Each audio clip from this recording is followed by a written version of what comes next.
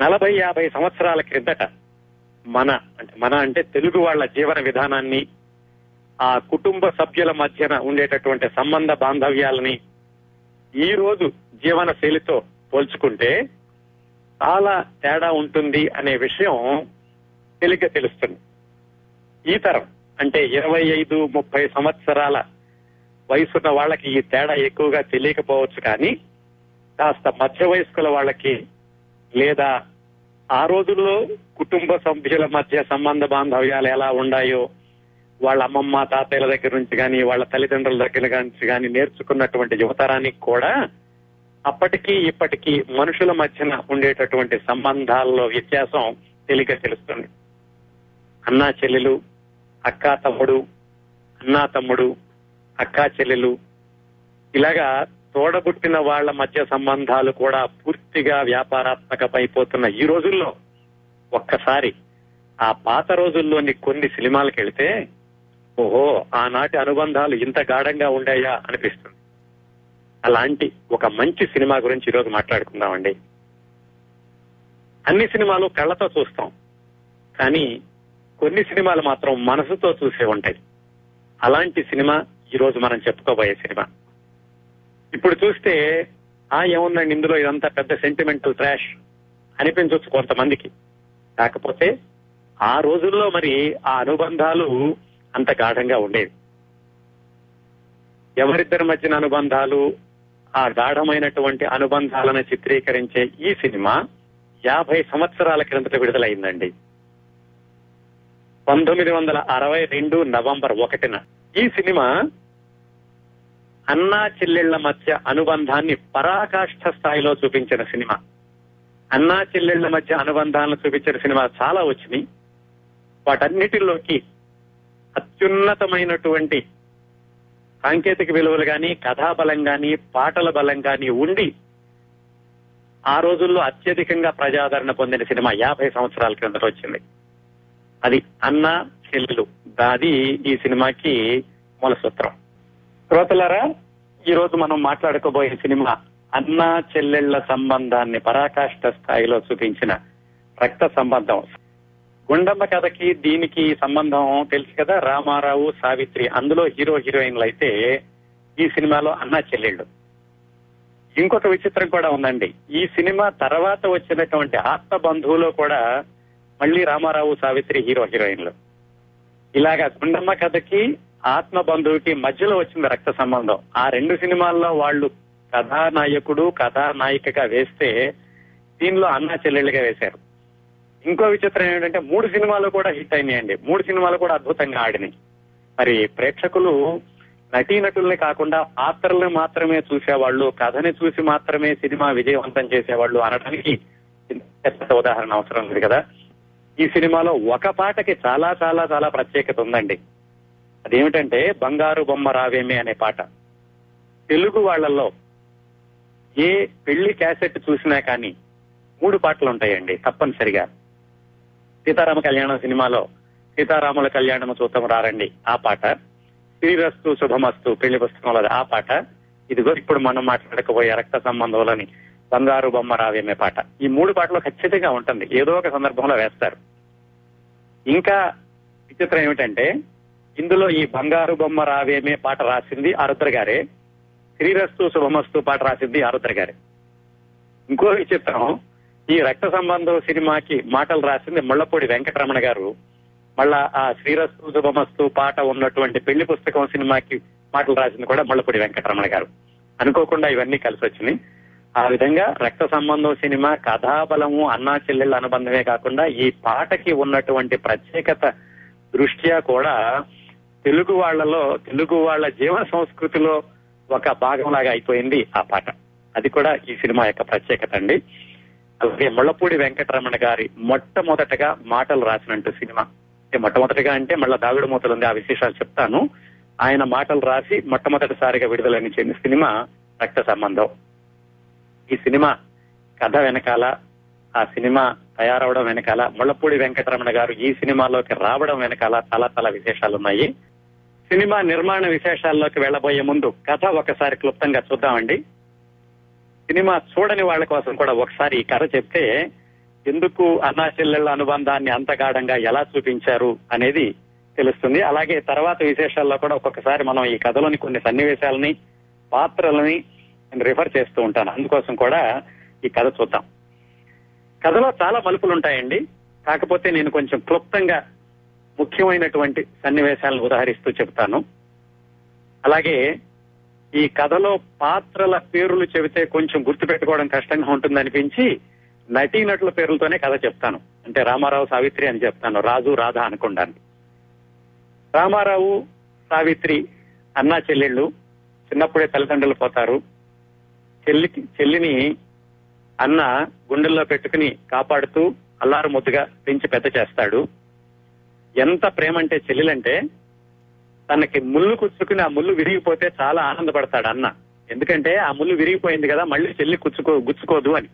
అంత గారాభంగా చెల్లెల్ని పెంచి పెద్ద చేస్తాడు అన్న రామారావు. అతను ఎక్కువ చదువుకోలేదు. అందుకని ఏదో ఫ్యాక్టరీలో ఒక చిన్న వర్కర్ గా పనిచేస్తూ ఉంటాడు. ఆ ఫ్యాక్టరీలోనే కార్మిక నాయకుడు కాంతారావు.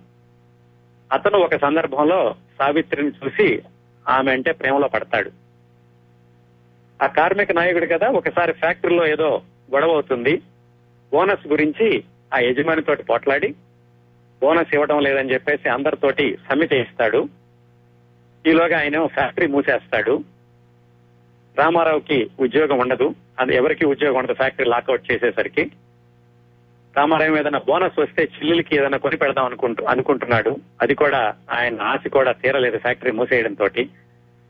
ఎక్కువగా అతనికి ఏమీ చదువుకోలేదు కాబట్టి వేరే ఉద్యోగం వచ్చే అవకాశాలు కూడా తక్కువ. అప్పుడు చెల్లెలు అన్నకి తెలియకుండా పనులు చేసి తను సంపాదించినటువంటి ఒక 1000 రూపాయలు ఇచ్చి అన్నగారితోటి ఒక బొమ్మలు తయారు చేసే బిజినెస్ పెడదాం అంటుంది. అతని బుద్ధిబలం, ఉత్సాహం తోడై మొత్తానికి ఆ బిజినెస్ పెడతారు. దాంట్లో బాగా కలిసి వస్తుంది. ఇది తెలిసినటువంటి ఆ ఫ్యాక్టరీ ఓనరు ఇతన్ని పిలిచి, నువ్వే నా ఫ్యాక్టరీ నడిపించు, నేను మళ్ళీ ఓపెన్ చేస్తానని ఇతన్ని ఆహ్వానిస్తాడు. ఆ విధంగా రాజు పేరుతో ఉన్న ఎన్టీ రామారావు మళ్ళీ ఫ్యాక్టరీకి వెళ్లి ఫ్యాక్టరీని బాగా పైకి తీసుకొచ్చి రాజశేఖరం అయిపోతాడు. దాంట్లో ఆ ఫ్యాక్టరీ అంతా బాగా నడిచేసరికి అతని దశ కూడా తిరిగి ఒక చిన్న ఇంట్లో నుంచి ఒక మేడలోకి వెళ్తారు అన్న చెల్లెళ్ళు. అంతగా విజయవంతమైనటువంటి అన్న, వ్యాపారంలో విజయవంతమైన అన్న చెల్లికి ఒక మంచి సంబంధం చూసి ఉన్నవాళ్ల సంబంధం చూసి పెళ్లి చేయాలి అనుకుంటాడు. ఈ ట్రాక్ ఇక్కడ ఉంచితే, ఇందాక మనం ఫ్యాక్టరీలో కాంతారావు యూనియన్ నాయకుడు అనుకున్నాం కదా, అతని కథ ఏమిటంటే అతనికి తల్లిదండ్రులు లేకపోతే మేనత్త అతన్ని చేరదీసి పెంచి పెద్ద చేస్తుంది. ఆ మేనత్త సూర్యకాంతం. ఇక్కడ ఫ్యాక్టరీ మూసేయగానే అతను ఊరు వెళతాడు, ఏదో కోర్టు కేసు ఉంది తెలుసుకుందామని. మేనత్త సూర్యకాంతం కొడుకు రేలంగి అప్పులు అప్పారావు. అప్పు చేసి పేకాట ఆడుతూ ఉంటాడు. ఆ అప్పులన్నింటినీ బాబు మీదకి దోసేస్తూ ఉంటాడు. ఆ రేలంగి పిసినారి రమణారెడ్డి కూతుర్ని ప్రేమిస్తాడు. కాకపోతే ఇతనేమి పని పాట లేకుండా రోడ్డు మీద తిరుగుతున్నాడని రమణారెడ్డి తన కూతురు గిరిజని ఇవ్వడానికి ఇష్టపడ్డాడు. సరే, కాంతారావు ఊరు వెళ్ళాడు. అక్కడ కోర్టు పనులు అయ్యాక మళ్ళీ వెనక్కి వచ్చేశాడు. వెనక్కి వచ్చే సమయానికి రామారావు, రాజు పేరుతో ఉన్నటువంటి రామారావు రాజశేఖరం అవడం, పెద్దవాడవడం, ఫ్యాక్టరీ అంతా తను నడవడం, ఇదంతా జరుగుతోంది. సరే, ఇంతకుముందు తెలుసు కాబట్టి కాంతారావు కూడా తను ఉద్యోగం ఇస్తాడు. కాంతారావు అంతకు ముందే ఈ రామారావు చెల్లెలు సావిత్రిని ప్రేమించి ఉన్నాడు కదా. ఒక రోజు అమ్మాయి పుట్టినరోజున ఆ అమ్మాయితో చనువుగా ఉండడం చూసి రామారావుకి నచ్చక అతని చిత కొడతాడు. ఎందుకంటే చెల్లికి బాగా ఉన్న వాళ్ళ అబ్బాయినిచ్చి పెళ్లి చేయాలని రామారావు ఆలోచన, ప్రయత్నాలు. ఈ ప్రయత్నాల్లో ఆ ఫ్యాక్టరీ యజమాని రామారావుకి ఒక సంబంధం చెప్తాడు. ఒక ఉన్నవాళ్ళ అబ్బాయి ఉన్నాడు, మీ చెల్లెలు చేసుకుంటాడు, కానీ ఒప్పందం ఏంటంటే ఆ అమ్మాయి అన్నయ్యని ఆ అబ్బాయి చెల్లెల్ని నువ్వు చేసుకోవాలి అని చెప్తాడు. సరే, రామారావు ఒప్పుకుంటాడు. అలాగా చేసుకోవడానికి కూడా ఒప్పుకుంటాడు. ఉండ మార్పిడి అంటారు, అలాగా అన్నా చెల్లెళ్ళని చేసుకోవడానికి ఒప్పుకుంటాడు. అయితే ఈలోగా ఏమవుతుందంటే అలా ఒప్పుకుని ఇంటికి వచ్చి చెల్లెలికి శుభవార్త చెబుదామని వస్తాడు. అక్కడ రాసినటువంటి దృశ్యం ముళ్లపూడి వెంకటరమణ గారు ఆయన ఆత్మకథలో రాసుకున్నారు. ఆయనకి చాలా చాలా ఇష్టమైనటువంటి దృశ్యం అట అది. రామారావు వెనక్కి వచ్చేసరికి కాంతారావు సావిత్రి తోటలో మాట్లాడుకుంటూ ఉంటారు. కాంతారావు అడుగుతాడు, సావిత్రి ఏమో మా అన్నయ్యకి ఇష్టం లేకుండా మాత్రం చేసుకొని అంటుంది. కొన్ని సంభాషణలు జరిగాక చివరి కాంతారావు విసుగొచ్చి, సరైతే నేను వెళ్ళిపోతున్నాను, తర్వాత నువ్వు ఎప్పుడైనా సరే మనసు మార్చుకుని నన్ను పెళ్లి చేసుకోవాలని వస్తే మీ అన్నయ్య నా కాళ్ల మీద పడితే తప్ప నేను ఒప్పుకోను అంటాడు. దానికి సావిత్రి, మా అన్నయ్య నీ కాళ్ల మీద పడ్డం అనేది ఈ జన్మలో జరగదు అంటుంది. ఆ సంభాషణ విన్న రామారావుకి ఇల్లు మీద ప్రేమ మరింత పెరుగుతుంది.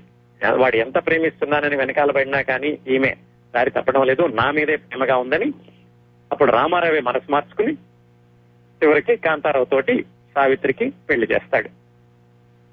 ఆ విషయం కూడా నాటకీయంగా చెప్తాడు. సావిత్రి కాంతారావుని తీసుకొచ్చి, కళ్ళు తెరిచి చూడమ్మా నీ కోసం పెళ్లి కొడుకుని తీసుకొచ్చాను అని. ఆవిడ కళ్ళు తెరిచి చూడగానే కాంతారావు ఎదురుగుండా ఉంటాడు, ఇష్టమైన అబ్బాయిని పెళ్లి చేస్తాడు. అంతవరకు బానే ఉంది. పెళ్ళవగానే కాంతారావు మేనత్త సూర్యకాంతం వాళ్ళ అబ్బాయి రేలంగి ఇద్దరు వచ్చేసి వీళ్ళంట్లోనే ఉంటారు. ఒకసారి ఇతను ధనవంతుడైన రామారావుకి చుట్టం అని తెలియగానే రేలంగికి తన అమ్మాయిని గిరిజని ఇచ్చి పెళ్లి చేయడానికి రమణారెడ్డి ఒప్పుకుంటాడు. ఆ ఒకసారి కొడుక్కి పెళ్లి అటు వెళ్ళగానే అప్పుడు సూర్యకాంతం తన చక్రం నింపడం మొదలు పెడుతుంది. ఆవిడ ఎత్తు ఏమిటంటే ముందు రామారావుని బయటికి పంపించేసేయాలి, పంపించేస్తే ఆస్తి అంతా తన మేనల్లుడికి నిన్ను సావిత్రికే ఉంటుంది అని ఆవిడ ఎత్తు.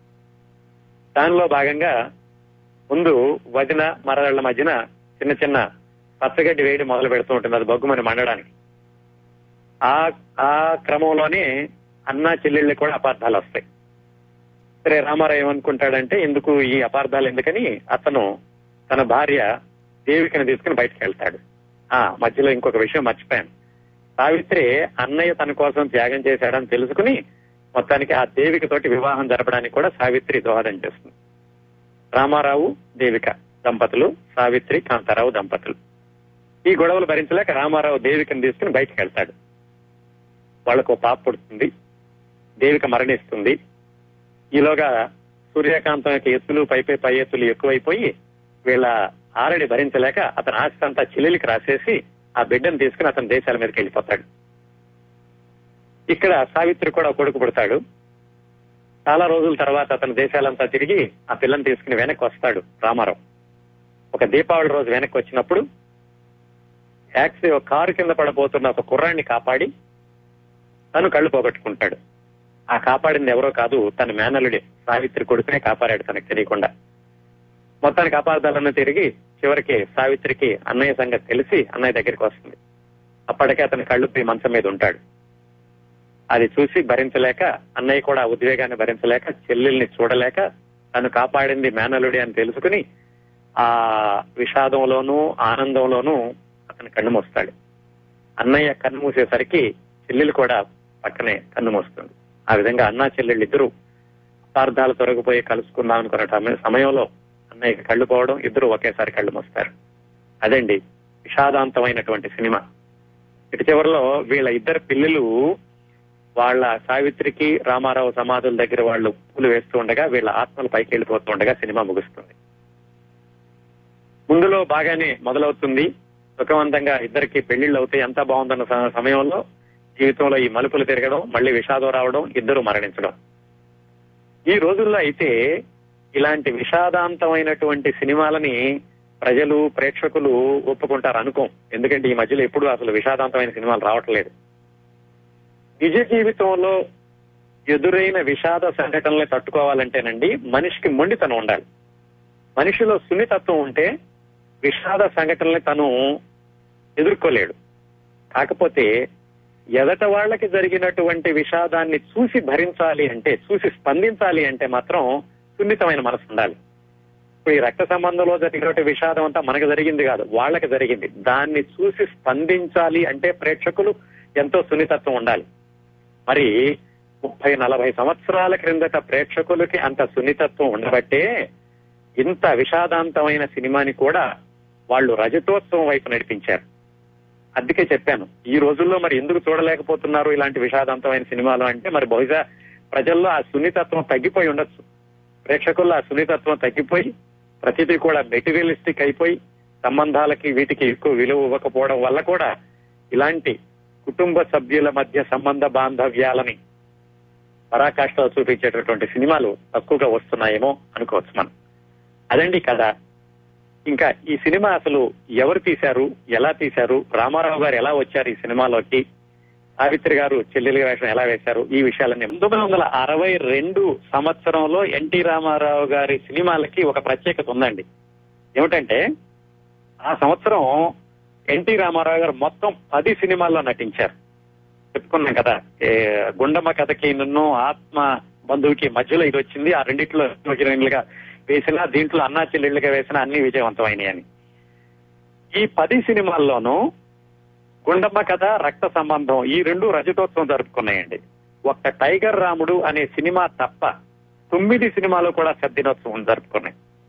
అది ఒక రికార్డు అయితే, ఇంకొక రికార్డు కేవలం ఎన్టీ రామారావు గారు మాత్రమే సృష్టించింది, ఇంకెవరూ సృష్టించనిది, సృష్టించలేనిది ఏమిటంటే 1962లో ఒకే హీరో పౌరాణికం, చారిత్రాత్మకం, జానపదం, సాంఘికం 4 రకాల సినిమాల్లోనూ వేసి 4 రకాల సినిమాలని కూడా శతదినోత్సవం వైపు నడిపించినటువంటి ఖ్యాతి ఒక్క ఎన్టీ రామారావు గారికి మాత్రమే దక్కింది. ఆ తర్వాత ఇంకెవరూ కూడా ఇలాంటి రికార్డు సృష్టించలేరు. ఎందుకంటే జానపదాలు, చారిత్రాత్మకాలు ఎక్కువగా రావట్లేదు కాబట్టి. అది కూడా ఒక రికార్డు అండి ఎన్టీ రామారావు గారి నటనా జీవితంలో 1962కి ఉన్నటువంటి ప్రత్యేకత. ఇంకా ఈ సినిమా నిర్మాణం విశేషాల్లోకి వెళితే, ఈ సినిమా ఎలా మొదలు పెట్టారో చెప్పుకోవాలంటే మనం విజయవాడలో బయలుదేరాలండి. విజయవాడలో 1920 ప్రాంతాల్లో మారుతి టాకీస్ అని ఒక పర్మనెంట్ థియేటర్ కట్టారు. ఆంధ్రప్రదేశ్ మొత్తం మీద మొట్టమొదటిసారిగా నిర్మించబడిన పర్మనెంట్ థియేటర్ మారుతి టాకీస్ విజయవాడలో. అప్పటికి ఇంకా టాకీ సినిమాలు కూడా రాలేదు, మూకీ సినిమాలు ఆడుతూ ఉండేవి. ఆ కట్టిన వాళ్ళని పోతిన బ్రదర్స్ అంటూ ఉండేవాళ్ళు. వాళ్ళలో పోతిన శ్రీనివాసరావు ముఖ్యమైన పాత్రరు. వాళ్ళ అబ్బాయిల్లో ఒక అతని పేరు డూండేశ్వరరావు. పోతిన శ్రీనివాసరావు గారి పెద్ద అబ్బాయి ఏమో ఆ థియేటర్లు చూసుకుంటూ ఉండేవాడు. ఆ చిన్నబ్బాయి డూండేశ్వరరావుని డూండి అనేవాళ్ళు. ఆయన మద్రాసులో చదువుకుంటూ ఉండేవాడు. మద్రాసులో చదువుకున్నప్పుడు అతనికి కేర్ టేకర్స్ గా ఎవరు ఉండేవాళ్ళు అంటే అక్కినేని నాగేశ్వరరావు గారు, సుందర్లాల్ నహతా అని ఆయన సినిమాలకు పెట్టుబడి పెట్టేవాడు, సినిమాలు కూడా తీస్తూ ఉండాడు. వీళ్ళిద్దరూ ఈ డూండేశ్వరరావు బాగోగులు చూసుకుంటూ ఉండేవాళ్ళు అతను మద్రాసులో ఉండగా. మరి సహజంగానే సినిమా థియేటరు, ఈ సినిమా వాళ్ళతో పరిచయాలు కాబట్టి ఆ డూండికి కూడా సినిమాలు నిర్మించాలన్నటువంటి ఉత్సాహం వచ్చింది. అతను ఏం చేశాడంటే, సుందర్లాల్ నహతా అప్పటికే ఆయన కూడా సినిమా నిర్మాణంలో ఉన్నాడు, ఆయనకు కూడా సినిమా నిర్మాణంలో మెళకువలు తెలుసు. ఆయన సహాయంతో తమిళంలో ఒక సినిమాని తీసుకుని దాన్ని తెలుగులో డబ్బింగ్ చేశారు. అది కొండవీటి దొంగ. అది బాగా ఆడింది. ఇదంతా ఎప్పుడు జరిగింది? 1957, 58 ప్రాంతాల్లో. ఆ తర్వాత సుందర్లాల్ నహతా ఒక్కడే తీసినటువంటి సినిమాలు మంచి రోజులు, శభాష్ రాముడు, శాంతి నివాసం, అభిమానం, ఈ సినిమాలన్నిటికీ కూడా డూండి అన్న ఆయన సహ నిర్మాతగా ఉండేవాడు. ఆ తర్వాత ఈ డూండి పూర్తి స్థాయి నిర్మాతగా మారి మొట్టమొదటిసారిగా తీసిన సినిమా 1961లో శభాష్ రాజా. అది బాగా ఆడింది. అప్పుడు రెండో సినిమాగా, అంటే తన సొంతగా నిర్మాతగా సినిమా తీద్దాం అనుకున్నప్పుడు తమిళంలో అప్పుడు ఘన విజయం సాధించినటువంటి పాష మలర్ అనే సినిమా కనపడింది. అదే ఇప్పుడు మనం మాట్లాడుకోబోతున్నాం, రక్త సంబంధం.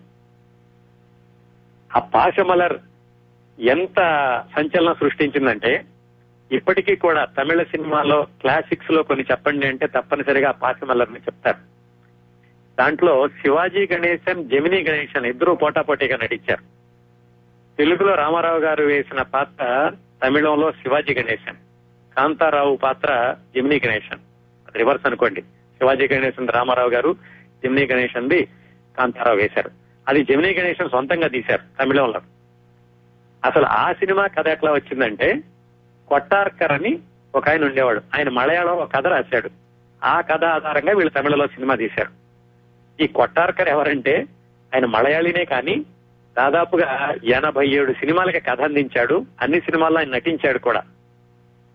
తెలుగులో పాత సినిమాలు ఎవరైనా గుర్తున్న వాళ్ళకి కొంచెం గుర్తు చేసుకోగలిగితే, సర్కార్ ఎక్స్ప్రెస్ అని ఒక సినిమా వచ్చిందండి, ఎప్పుడైనా చూడండి యూట్యూబ్ లో. అందులో ఒక అతను ఉంటాడు, క్లీన్ షేవ్డ్ హెడ్ తోటి, బోడిగుండతో ఉంటాడు ఒక విలన్. అతనే కొట్టారు. అతను రాసిన కథ ఆధారంగా పాశమలర్ తమిళంలో వస్తే దాన్ని తెలుగులో తీద్దామని డూండేశ్వరరావు గారికి ఐడియా వచ్చింది. ఆయన చాలా క్రియేటివ్ పర్సన్. నాగిరెడ్డి చక్రపాణి గారి లాగా సుందర్లాల్ నాథా డూండీల్లో సుందర్లాల్ నాథానేమో బిజినెస్ ఆస్పెక్ట్స్ అంతా చూసుకుంటూ ఉండేవాడు, డూండీ గారు క్రియేటివ్ పార్ట్ చూసుకుంటూ ఉండేవాడట. ఆయన ఈ సినిమా తీద్దాం అనుకున్నప్పుడు అనుమానం లేకుండా చెల్లెలి పాత్ర సావిత్రి అని నిర్ణయించుకున్నారు.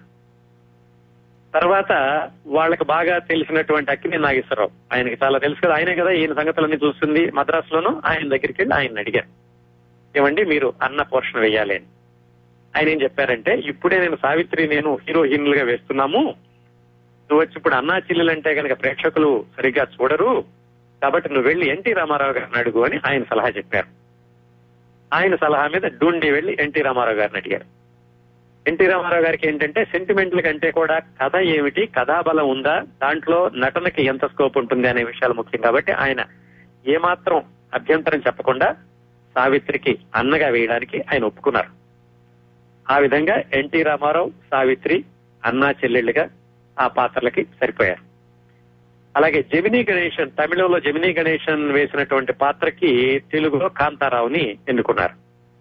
అప్పటికి జెమినీ గణేశన్ కి సావిత్రి గారికి పెళ్లైంది, వాళ్ళకు పాప కూడా ఉన్నారు ఆ టైంకి. ఇంకా ఎన్టీ రామారావు పక్కన, అంటే ఎన్టీ రామారావుకి భార్యగా నటించేది చాలా చిన్న పాత్ర, దానికోసం దేవికిని ఎంపిక చేశారు. ఆవిడ అప్పటికే పెద్ద హీరోయిన్. కాకపోతే ఈ డూండి గారి ఆధ్వర్యంలో వచ్చిన శభాష్ రాముడు అనే సినిమాలో ఆవిడ హీరోయిన్ గా వేయడం వల్ల, ఆ ప్రొడ్యూసర్ అడగడం వల్ల ఆ కృతజ్ఞతతోటి ఆవిడ చిన్న క్యారెక్టర్ కూడా ఒప్పుకున్నారు. ఇక సినిమా షూటింగ్ అంతా కూడా మద్రాసులోనే చేశారు. ఇందులో ఈ ఫ్యాక్టరీ సన్నివేశాలు ఉంటాయి, ఆ లోపల సన్నివేశాలు మాత్రం నిజమైన ఫ్యాక్టరీలో చిత్రీకరించారు.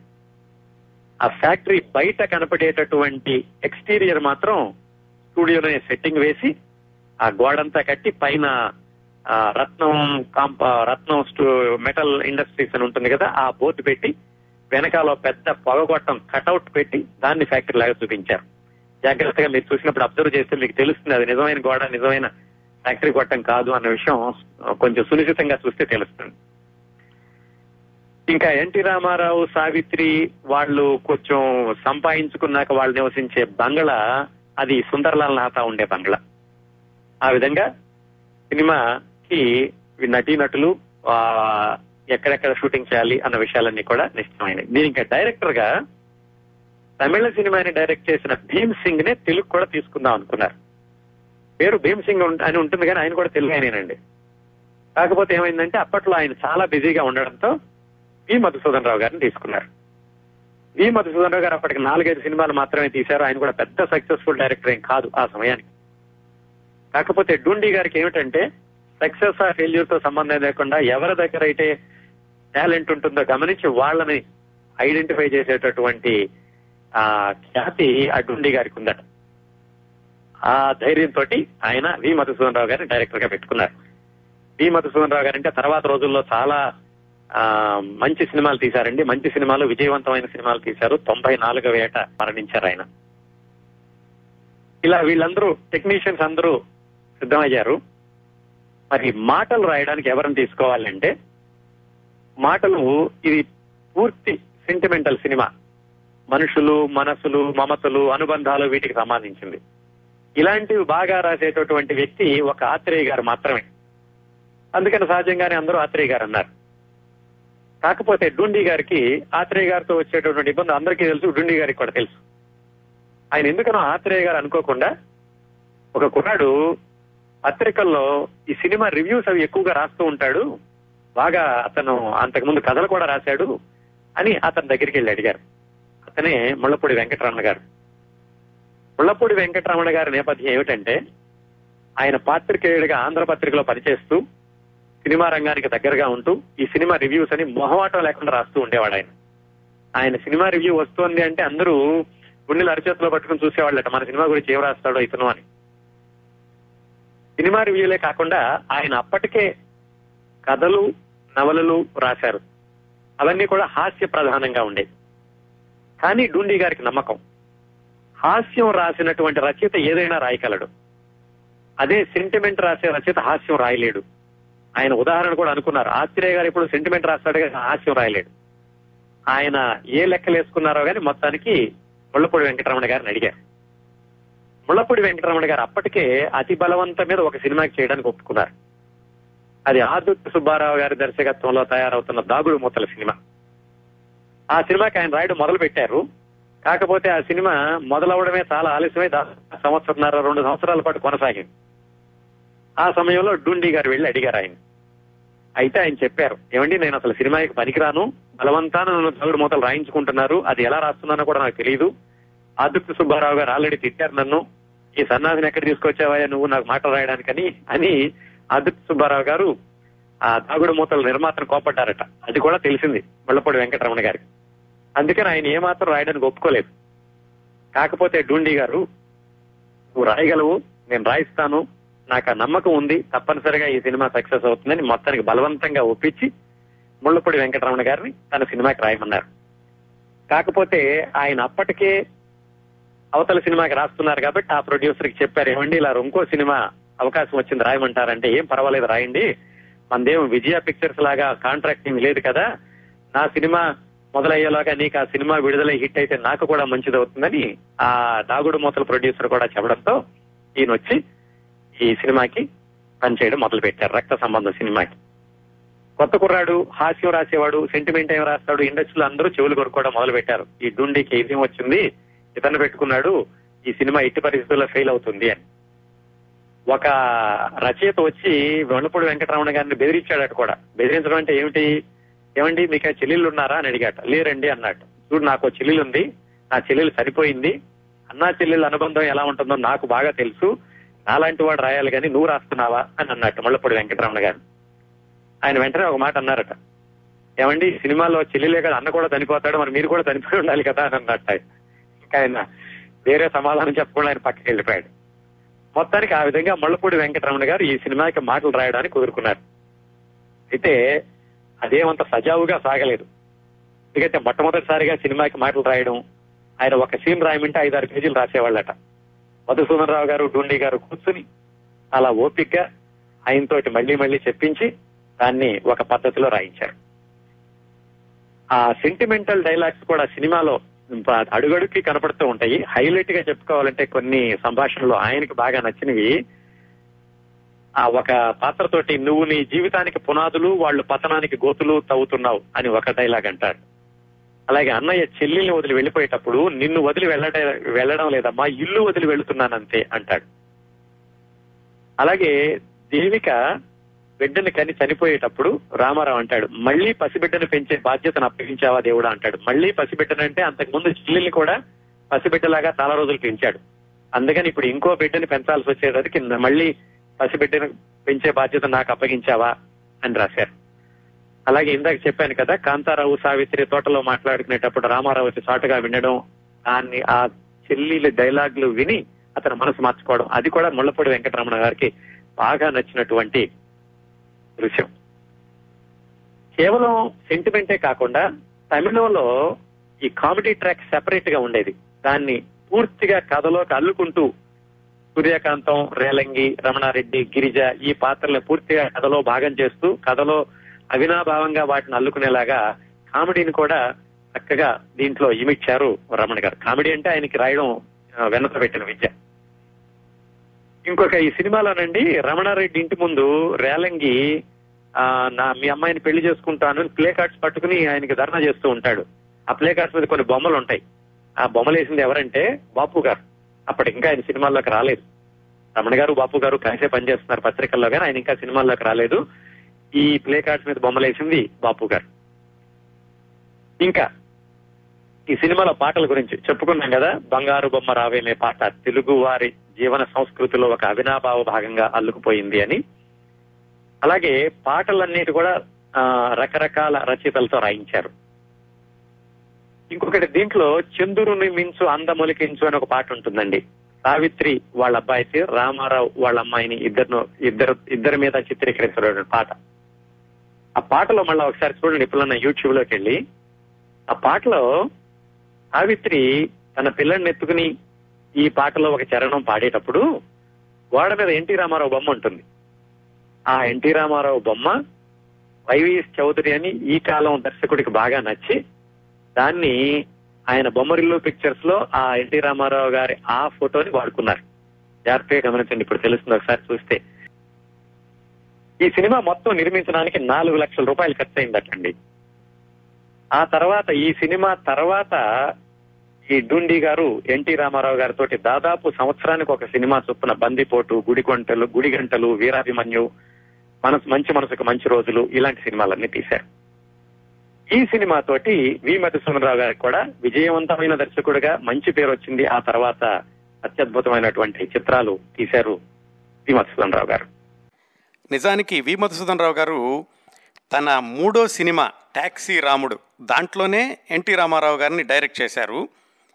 ఎన్టీ రామారావు గారిని వి మధుసూదనరావు గారు డైరెక్ట్ చేసిన 2వ సినిమా ఈ రక్త సంబంధం. అలాగే మొత్తంగా చూసుకుంటే వి మధుసూదనరావు గారికి ఈ రక్త సంబంధం 7వ సినిమా అవుతుందండి దర్శకుడిగా. ఇంకా ఈ సినిమా గురించి మరికొన్ని విశేషాలు ఏమిటంటే, ఎన్టీ రామారావు గారికి బాగా ఇష్టమైనటువంటి ఒక ఛాయాగ్రహ దర్శకుడు ఉండేవాడు ఆ రోజుల్లో. ఆయన పేరు సి నాగేశ్వరరావు. ఆయనే ఈ సినిమాకి కూడా ఛాయాగ్రాహక దర్శకుడిగా పనిచేశారు. అద్భుతంగా చిత్రీకరించారు. ఆ రోజుల్లో తెలుపు నలుపుల్లో అయినప్పటికీ సినిమాలో ఆ దృశ్య చిత్రీకరణలో ఎంతో స్పష్టత కనిపిస్తూ ఉంటుంది. ఆయనకి సహాయకుడిగా ఎస్ వెంకటరత్నం అని ఆయన పనిచేశారు. తర్వాత రోజుల్లో ఈ ఎస్ వెంకటరత్నం గారే ప్రముఖమైనటువంటి ఛాయాగ్రాహక దర్శకుడు అవ్వడమే కాకుండా ఎన్టీ రామారావు గారితో యమగోళ అనే సినిమాని కూడా తీశారు. ఇంకా ఈ సినిమాలో చాలా తక్కువ మందికి తెలిసినటువంటి ఆ రోజుల్లో ఒక సహాయ దర్శకుడు ఉన్నాడు. ఆయన పేరు ఎం మల్లికార్జునరావు. ఆయన వి మధుసూదనరావు గారికి ఈ సినిమాలో సహాయ దర్శకుడిగా పనిచేశారు. తర్వాత రోజుల్లో ఆయన దర్శకుడిగా మారి ఎన్టీ రామారావు గారి తోటే ప్రమీలార్జునీయం అనేటటువంటి సినిమాతో ఆయన దర్శకుడిగా మారారు. ఈ ఎం మల్లికార్జునరావు గారి గురించి తేలిగ్గా తెలియాలంటే మనం గూఢచారి 116 సినిమాని ఉదహరించవచ్చండి. కృష్ణ గారిని ఆయన సినీరంగ ప్రవేశం చేసిన కొత్తలోనే సూపర్ స్టార్గా మార్చిన గూఢచారి 116ని దర్శకత్వం చేసిన ఎం మల్లికార్జునరావు గారు ఈ రక్త సంబంధానికి సహాయ దర్శకుడిగా పనిచేశారు. ఆయన తొలితరం నటీమణి శ్రీరంజని గారికి కుమారుడు కూడాను.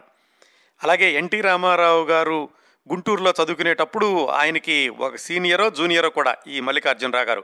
అలా కూడా ఎన్టీ రామారావు గారికి ఈ సినిమాకి సహాయ దర్శకుడిగా పనిచేసిన మల్లికార్జునరావు గారికి పరిచయం అంతకుముందే ఉందన్నమాట. ఈ సినిమాలో పాటలు ఘంటసాల గారు సంగీత దర్శకత్వం చేశారు. అత్యద్భుతమైన పాటలని చెప్పుకున్నాం కదా, మొత్తం 8 పాటలు ఉన్నాయండి దీంట్లో. సాధారణంగా పౌరాణిక చిత్రాల్లో, జానపద చిత్రాల్లో ఎక్కువ పాటలు ఉండేవి, కానీ సాంఘిక చిత్రాల్లో 8 పాటలు ఉండడం అనేది ఒక విశేషంగానే చెప్పుకోవచ్చు ఈ రక్త సంబంధం చిత్రం దృష్ట్యా. దర్శకుడు మధుసూదనరావు గారికి అనిశెట్టి సుబ్బారావు అని మిత్రుడు ఉండేవాడు. ఆయన పాటలు రాస్తూ ఉండేవాళ్ళు. ఆయన ఈ సినిమాలో 2 పాటలు రాశారు. చంద్రుని మించు అందములకించు అనే పాట కూడా ఆయన రాసిందే. నిజానికి ఆ పాట కోసమని చాలా వర్షన్స్ రాసి తమిళంలో కంటే తెలుగులో బాగా వచ్చినటువంటి ఆ వర్షన్ని ఉంచుకుంటారు. అలాగే ఈ సినిమాలో మొట్టమొదట్లోనూ చిట్ట చివరిలోనూ 2 సార్లు వస్తుందండి రక్త సంబంధం ఇదే రక్త సంబంధం అనే పాట. టైటిల్స్లో వచ్చేటటువంటి ఆ పాటనేమో దాశరథి గారు రాస్తే, క్లైమాక్స్లో వచ్చేటటువంటి ఆ రక్త సంబంధం ఇదే రక్త సంబంధం అనే పాటని అనిశెట్టి గారు రాశారు. ఈ ఘంటసాల గారు సంగీత దర్శకత్వం చేసినటువంటి ఈ పాటల్లో 1-2 ట్యూన్స్ని తమిళంలో మూలమైనటువంటి సినిమా పాశమలర్కి విశ్వనాథన్ రామ్మూర్తి గారు సమకూర్చిన ట్యూన్స్ని 2 వాడుకున్నారు. అవేమిటంటే ఈ బంగారు బొమ్మ రావేమే, చంద్రుని మించు అనేటటువంటి పాటలు తమిళంలో ఉన్నటువంటి ట్యూన్స్ని తెలుగులో కూడా వాడుకున్నారు. ఇంకా ఈ సినిమా మొట్టమొదటగా విడుదలైనప్పుడే 11 కేంద్రాల్లో 100 రోజులు ఆడింది. నిజానికి విజయవాడలో ఆ మారుతి టాకీస్లో రజతోత్సవం కూడా చేసుకుంది. ఈ సినిమాకి 100 రోజుల ఫంక్షన్ చేయలేదు. ఎందుకంటే ఈ సినిమా కంటే ముందు మంచి మనసుకు మంచి రోజులు అనే సినిమా 100 రోజుల వేడుక చేస్తే విజయవాడలో ఏదో కొంచెం అపశృతి జరిగింది దాంట్లో. అందుకని ఈ రక్త సంబంధం సినిమా విజయవంతంగా ఆడినప్పటికీ దానికి శతదినోత్సవం ఫంక్షన్ చేయకుండా ఆ షీల్డ్లు అవే తయారు చేసి కళాకారులందరికీ కూడా ఇంటికి పంపించారు. చాలా విశేషం ఏమిటంటే ఈ సినిమా రిపీటెడ్ రన్లో 1988లో హైదరాబాదులో విడుదల చేస్తే మళ్ళీ 100 రోజులు ఆడింది. అప్పుడు ఎన్టీ రామారావు గారు ముఖ్యమంత్రిగా ఉన్నారు. ఆ సమయంలో ఈ రక్త సంబంధం రిపీటెడ్ రన్లో 100 రోజులు ఆడడం అనేటటువంటి విజయాన్ని దృష్టిలో పెట్టుకుని ఒక ఫంక్షన్ చేశారు. అప్పుడు ఎన్టీ రామారావు గారు ఆయనే షీల్డ్ అందుకున్నారు. సావిత్రి గారి తరఫున వాళ్ళ అమ్మాయి విజయ చాముండేశ్వరి షీల్డ్ తీసుకున్నారు 1988లో. ఈ సినిమాకి ఎన్టీ రామారావు గారికి 25,000, సావిత్రి గారికి 20,000, దేవిక గారికి 5,000 పారితోషికం ఇచ్చారటండి. నిజానికి ఆ రోజుల్లో ఎన్టీ రామారావు గారు గ్లామర్ హీరోగా, అలాగే సాహసవంతమైనటువంటి జానపద హీరోగా కొనసాగుతున్నారు. అలాంటి రోజుల్లో అన్నా చెల్లెళ్ల సంబంధం అనేటటువంటి కథాంశంతో ఒక ట్రాజిడీ పాత్రని కూడా ధరించి విజయవంతం చేశారు ఈ చిత్రాన్ని ఎన్టీ రామారావు గారు. ఇలా ఎన్టీ రామారావు గారి సినిమా విజయాల గురించినటువంటి రికార్డులు చాలా ఉన్నాయనుకోండి. వాటిల్లో ఒకటి ఈ రక్త సంబంధాన్ని కూడా చేర్చుకోవచ్చు. అదండి అన్నా చెల్లెళ్ల సంబంధాన్ని అత్యున్నతమైనటువంటి స్థాయిలో చిత్రీకరించిన చిత్రం రక్త సంబంధం విశేషాలు.